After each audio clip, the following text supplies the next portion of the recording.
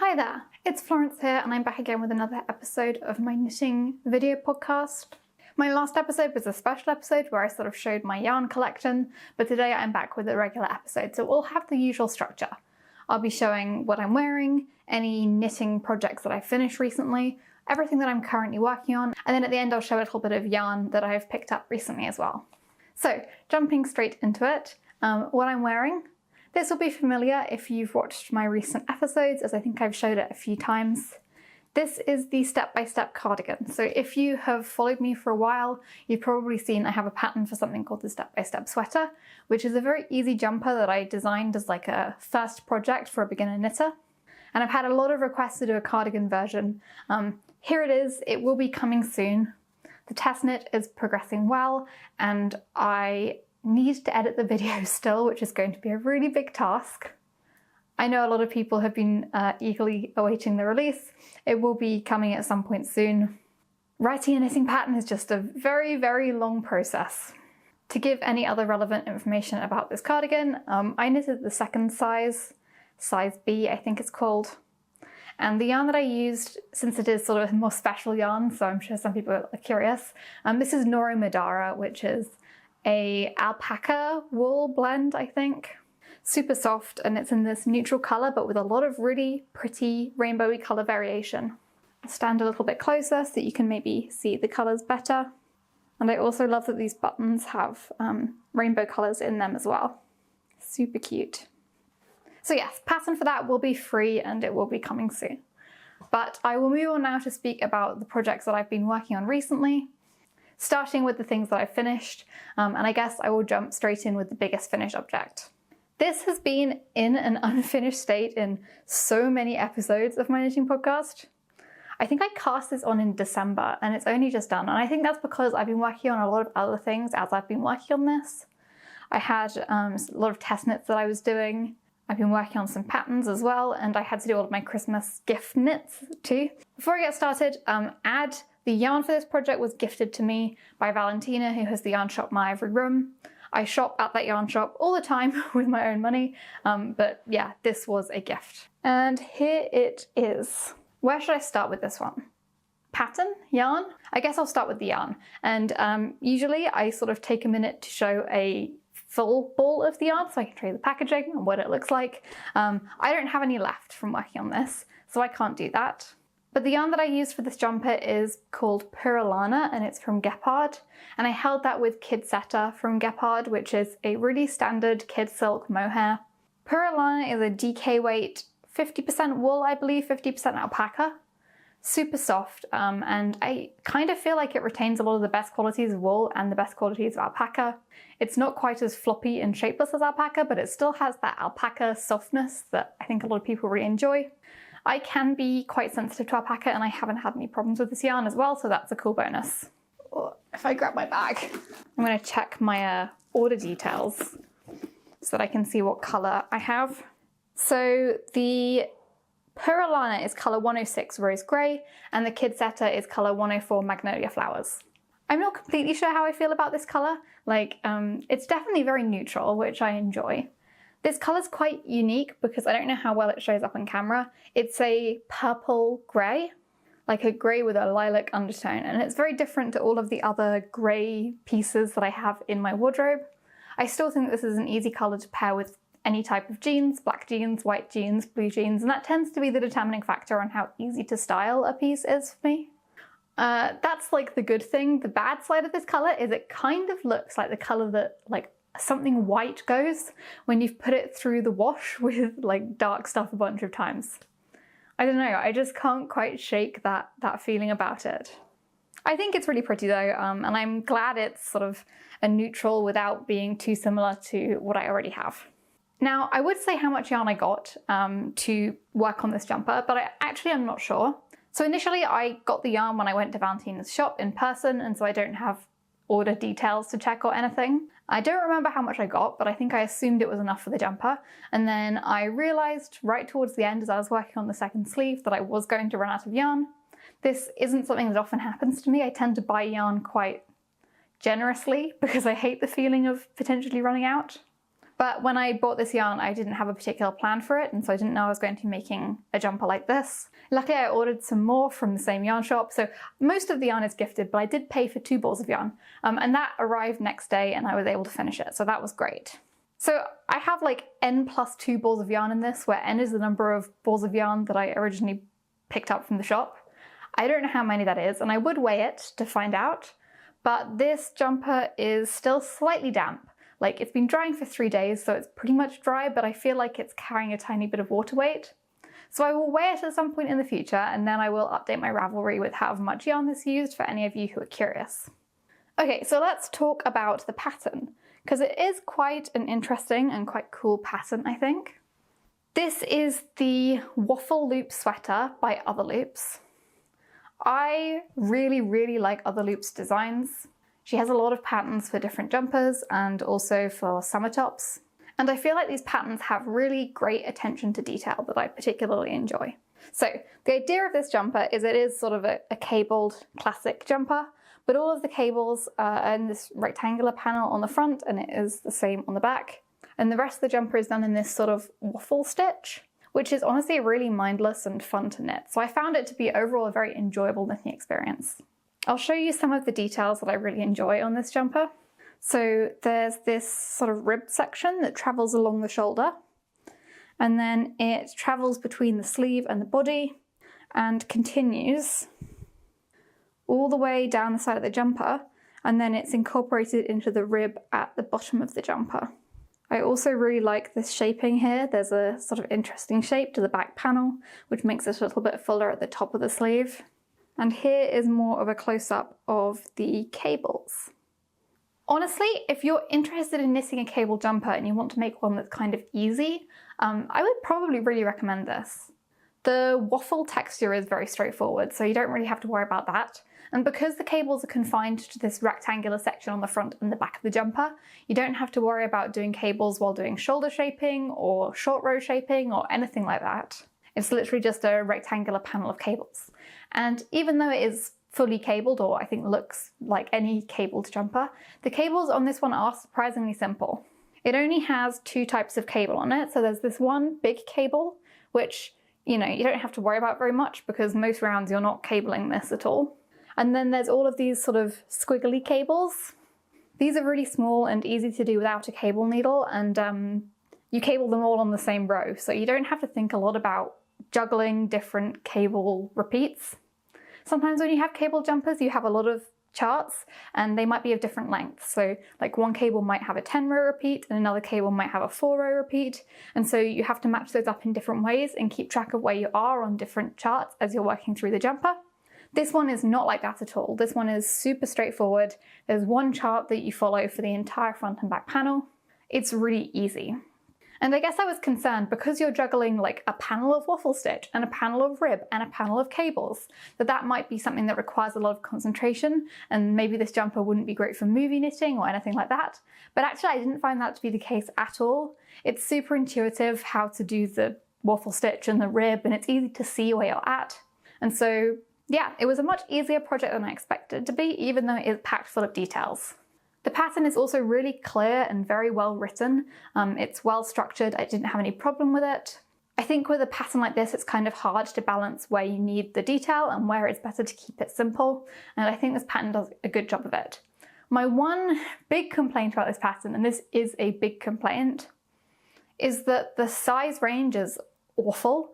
I think this jumper comes in 3 sizes, and I do get that when a jumper is more oversized like this, maybe you don't need as many sizes because you could have a bigger gap between them. Like, it's a lot more visible, the difference between something with 5 centimeters of negative ease and something with 5 centimeters of positive ease, than the difference between something with 20 centimeters of positive ease and something with 30 centimeters of positive ease.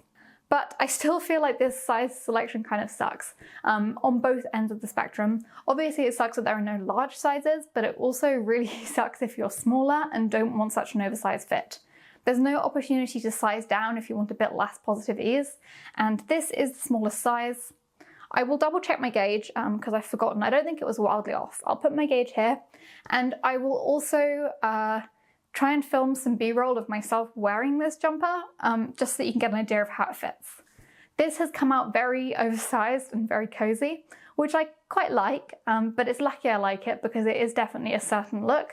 And if you're looking for more of a classic fit cable jumper and you are on the smaller side, you might have to mess around a bit with gauge, like knitting off gauge to get it to go small enough for you. I don't know, I just feel like it would have been nice to have it in more sizes, but I think a lot of other loops patterns are like this, and it's a shame, but they are beautiful patterns. I know people have different stances on where they sit with knitting non-size inclusive patterns, and I don't really want to get into it, but yeah, I guess I just consider it a downside to this pattern. Do I have anything else I want to say about this? Oh yes, I should touch on modifications. I did basically no modifications at all to this jumper. The only thing is I did a sort of folded crew neck collar, like this. The original is like a roll neck, but yeah, I just picked up stitches at a frequency that I made up, and knitted a few centimeters in rib, and then knitted it back down to where I picked the stitches up, while also binding off at the same time. Oh, here's another detail that I forgot to show when I was going through details that I like. These are the sleeve decreases, and I don't know if you can tell, the sleeve decreases are on the top of the sleeve, so they're actually a design feature. Normally, like on this cardigan, for example, the decreases will be on the bottom of the sleeve to, I guess, try and hide them. But yeah, in this waffle stitch, I like the fact that the decreases are made a feature of the jumper. Okay, I think that's everything for that jumper. Let's move on. I have one more finished object to show today, or I guess a pair of finished objects. I have my Selbu mittens, finally. How long did this take? So I spoke about these in a previous episode because these gave me so much trouble. For those of you who don't watch every episode, I will summarize. I have huge hands, considering I'm like a 5'4" girl. I have bigger hands than a lot of 6 foot tall men. And this is a problem because these sorts of mittens are generally one size, right? Because it's a real pain to chart a pattern like this for multiple sizes. And then some of them will include instructions for how to adjust the size of the mittens using gauge. I should probably have gauge swatched and thought more about that, but I just thought that if I used the recommended size of yarn and then sized up with the needles, that might be okay. It wasn't, and it took 3 attempts and 2 sets of yarn for me to finally get these mittens to fit me, and even so, these are not particularly roomy. So, these are supposed to be fingering weight Selbu mittens. I knitted these in a, well, the yarn claims it's an 18 stitch gauge yarn, like worsted weight yarn. I would definitely say it's more of a DK, it does feel light for worsted weight. And I knitted it up on 3mm needles, so these are incredibly dense. The cuffs I did on 2.5mm needles. So no wind is getting through these mittens. I assume they'll be very warm. The yarn that I used for these is loch lomond from BC Garn. This I did by myself. I've used it before. I knitted a zipper sweater man light with it, held with the Isager Alpaca 1. I really like it. It's sort of lightly tweedy. I don't know if you'd even count it as tweedy, but it is very pretty. It has a little bit of colour variation to it. It blooms really nicely when blocked. It's just a really good and fairly affordable DK weight wool. The colours that I used, I think I just called grey and dark brown, light grey and dark brown. The light grey here has little black flecks in it, and then this colour that looks black is definitely a pretty warm dark brown, but it has navy blue flecks in, which I feel like will never show up on camera, so I don't know if it's even worth trying. Do you want to focus? Yeah, no, those are never going to show up. I really like the 2 colours together. Slightly lower contrast than doing them in black and white or something, but you still really get to see the design. So to talk a little bit more about the design, I know this pattern has caused me some issues and did take me 3 attempts, but that is no shade to the designer. The pattern is Vic Varvet and it's by Skein, and I really enjoyed it. I mean, I guess you can judge for yourself how you like the appearance of them, but I love this design. I think it's quite an unusual design for a Selbu mitten. It's much more swirly and organic than I'm used to them looking, I suppose. But it still has that very classic patterning on the inside of the hand. Super pretty, I liked it a lot. I feel like this part here in particular is just very classic looking. And then this side is so pretty. The pattern is very clear. It has written instructions and a chart. It's one of those patterns where like you need to use both the written instructions and the chart, like it's not a one or the other situation. But to be honest, once you've followed the instructions of the cuff, you don't really need to look back at the written instructions. I just followed the chart. There are some written instructions to the rest of the glove, like in terms of how to do the shaping and stuff, but that stuff is also included in the chart, and so I can't really comment on how clear it was because I just followed the chart. I think there's like one mistake in the chart. I assume it's a mistake. I think on the thumb there's like one stitch that I think might be the wrong colour, but overall it's a really, really good pattern. I have knitted one pair of Selbu mittens from a different skein deer pattern before. I think they're called the Merit mittens, as a gift from my mum for Christmas, and I wanted to make a pair for myself as well. If I wanted to make another pair of mittens similar to this, I'd definitely pick another pattern up from skein deer.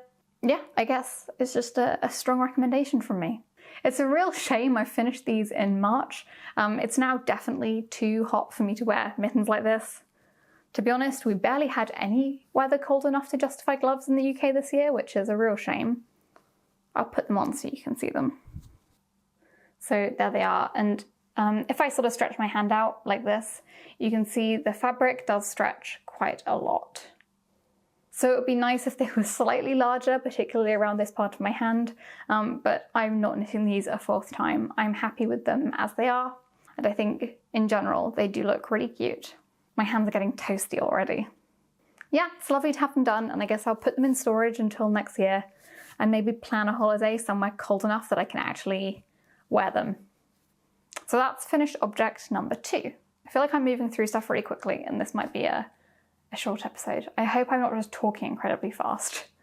I'm going to move on to show you my big work in progress right now. This is sort of the main piece that I'm working on. If you watched my last video, which was the one where I was going through my yarn collection and showing the yarn that I had in stash, you witnessed the rediscovery of this piece. I started knitting this last year. I think I used the wrong needle size for some I-cord and I couldn't bring myself to rip it back. And so this piece just sat in a box for probably almost a year. And I found it the other day and I still think it's super cute. So I will be finishing it. I'll probably be writing a pattern, and I'm actually on schedule. Like, it's March now, so this could actually be a summer release. A summer top for a summer release. That would be incredible coming from me. Okay, so here's what we have so far. It's actually small enough for me to fit in frame, unlike the jumper before. This is an unnamed blouse pattern. As you can see, it has a square neck. On the front here, it has a keyhole and I-cord ties and a bow. And then it has this sort of gathered waist. There is a waistband on the front, but it's not attached on the back. But you can like grab these ties and tie them in the back. So I'm hoping that will make it a really good fit. I don't know, I've hated peplum everything for years, and here I am knitting what is essentially a peplum top, so that's a bit cursed. But I think it would be really fun to modify this into a dress as well, by doing a longer skirt. That would be a lot of knitting. So this thing is knitted on 3.5mm needles, and I feel like the yarn is the most exciting part of it. Like, it's a really special yarn. I do have a full ball this time. I hope I bought enough. I have no memory of how much I bought all that time ago. So this yarn is Brushlight from Cardiff Cashmere. It is 82% cashmere and 18% silk. It's structured a little bit like a silk mohair yarn, so it has, I guess, like a stronger silk core and then a fluffy cashmere halo. I don't know how to describe the texture other than, like, compared to silk mohair, the core is thicker, the halo is not as large, but the halo is much softer and fluffier. This is one of those completely non-scratchy yarns. If you're sensitive to wool, you might still find this is totally fine. I mean, it feels how you'd expect cashmere to feel. Yeah, I'm really hoping I don't have to buy more because it's expensive. The colour is 119. I think it's called Mose or Mose. I've used this colour before to knit a pair of gloves for my mum a few years ago, and I've never known how to pronounce it. I just feel like it brings something so unique to this top because it is kind of a unique weight of yarn. Like, this is slightly sheer, but it is still opaque enough to wear, like, as a top. Something about it being just barely sheer gives it a really pretty and ethereal look that I particularly like. I was trying to think about other yarn combinations that I could try swatching for this top, because if I'm writing a pattern, I don't want to just suggest a wildly expensive yarn like the Cardiff Cashmere Brushlight. So I was thinking about what else might work. I might swatch it with one strand of mohair. I think that would be slightly more sheer, but that could be really pretty. I think 2 strands of mohair would be too thick, but I think the best combination if you want to go for something which gives a kind of similar look might be to do 1 strand of silk mohair with 1 strand of a lace weight wool or something. So I'll try and find some of that in stash so I can do a little swatch and see if the gauge comes out kind of similar. I think some Surrey alpaca yarn might be a good fit as well. I know it tends to be a bit thicker than mohair, but that might be quite well suited to this. So I'll have to see if I can find some. I don't really own any Surrey alpaca yarn. I'm not a big hand-dyed yarn person, and I feel like that sort of yarn is really commonly something you'd buy from like a hand dyer. I also think that this blouse would look really cute with long sleeves as a sort of autumn and winter piece perhaps. And it's just really cool to me because it feels a lot more formal than most of the knitwear that I make. I don't know, I posted a picture of it in my story and a lot of people seemed really excited about this pattern, so I really hope you guys enjoy it as much as I do. Even a year on, I still think it's super cute and it deserves me to go back to it. And I still haven't pulled off that I-cord and redone it on a smaller needle size. To be honest, I think I probably will wait until it's blocked and then see how it looks and decide whether I really need to go down a needle size. Actually, blocking this is so scary to me. I don't know if anybody has any suggestions, but this blouse has a lot of rapid increases in it to create gathered look. So for example, there is a rapid increase at the top of the sleeve to create the puff sleeve, and also just below this waistband, there are a lot more stitches than above it. But I'm not really sure how to block this without ruining this gathering. I don't know if anybody has any ideas. Like when I block something, normally I soak it in water and then smooth it out as much as possible. But I feel like if I do that, I might block out some of the gathering. Like I might make the transition between having fewer stitches and having a lot more stitches too smooth and lose some of the look. Yeah, I'm not quite sure what to do about that, but if you have any ideas, do leave them in the comments. Okay, I have 2 pieces in progress. And they're both socks, which I guess makes up for the fact that I haven't knitted any socks in quite a long time, which is not like me. I went on a work trip a couple of weeks ago to Stockholm, which was really fun. I was hoping to have some time for yarn shopping, but I didn't because I was really just going for the work week. But next time I go, I will make sure to extend my trip over a weekend so I get to actually see the city. I wanted to take a project with me that was kind of small, something I could easily take on the plane. And I wanted to do a sock. And the sock that I originally wanted to knit was the Augusta lace sock by, I'm going to mispronounce the designer name. The username, I think, my first instinct is to say Quasigerade, but I think I've heard somebody pronounce it Quasigerada, which would make sense because I believe they're German. Anyway, the Augusta lace sock by Quasigerada, as we're going to call her.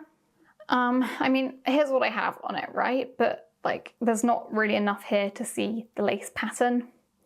It's kind of alternating rib with floral eyelets, twisted rib and broken rib. I don't know, there's a lot going on. I will put a picture in of what the finished sock should look like so that you can actually see what the lace pattern looks like. I think that she has a lot of stuff using this particular rib lace pattern.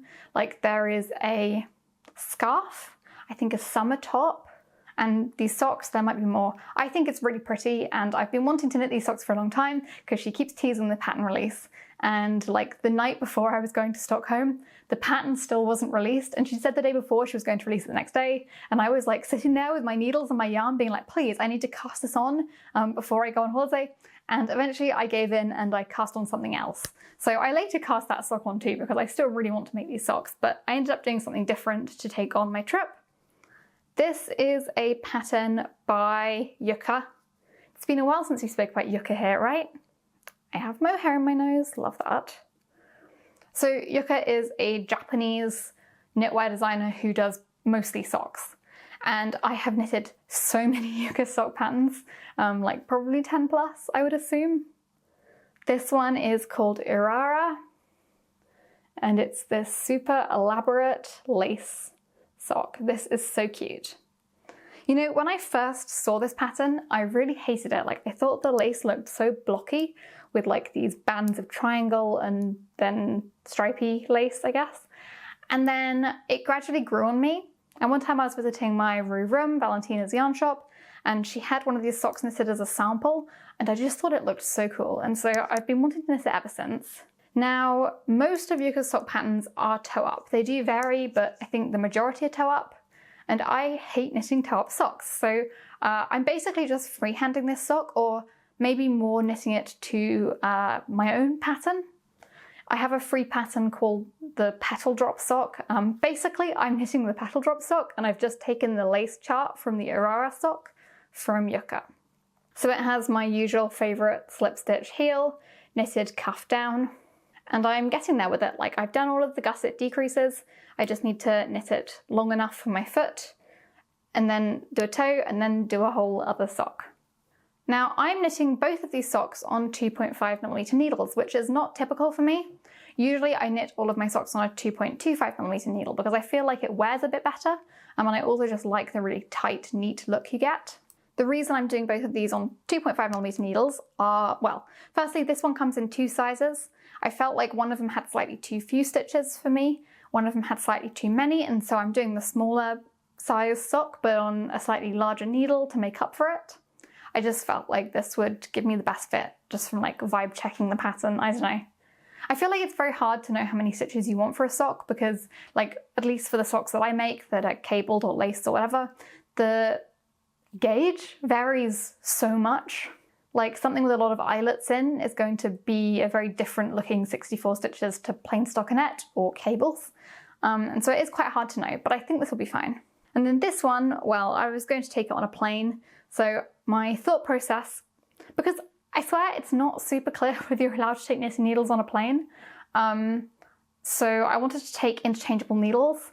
My thought process being like, if I lose the needles, I can replace just the needle part really easily.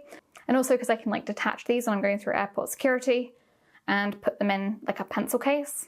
So they're like less likely to break. I didn't want to take metal needles because those look more threatening than the wooden ones maybe. So yeah, I took these off and I put them in a pencil case. And when I went through airport security, the guy actually went through like my entire bag, took out every little pouch in my bag, like dug through everything. And so he looked at these needles, he held them, and he was like, yeah, this is fine, put them back in. So these were fine to take. I flew from London Gatwick. If anyone is curious, because I know airports can be kind of inconsistent about these things. I flew from Gatwick to Arlanda and both were fine. So I will mention the yarn for both of these. This I've used before. I know I'm knitting a sock with repeat yarn. That's not like me. I feel like I've knitted so many socks with different yarn. I'm running out of new yarn that I'm excited to try.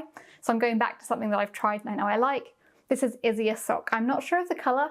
I got this quite cheap from my local yarn shop, the Oxford Yarn Store, because Isager is like switching from selling this yarn in 100g balls to 50g balls. And so some of the 100g balls were on sale, and this is a really cute like custard yellow that feels really springish. I actually think this pairs perfectly with this flowery lace sock. Super cute for spring. This would match so well with my yellow jumper. And then this is Regia Premium. I think it's the Silk Blend Regia Premium sock yarn. I've had this for so long. I'm finally using it. Again, I don't know the colour names off the top of my head, but I will try to find them and they will always be in the description. All the patterns, all the yarn that I speak about, it's always in the description. Especially because I know I have a weird accent and talk really fast and a lot of people can't even understand me a lot of the time anyway. So I think that is everything in terms of projects that I have on the go and that I finished. But I have bought some yarn, so I will show you the yarn I picked up. I think it's been probably like a month since the last episode. So I got yarn twice.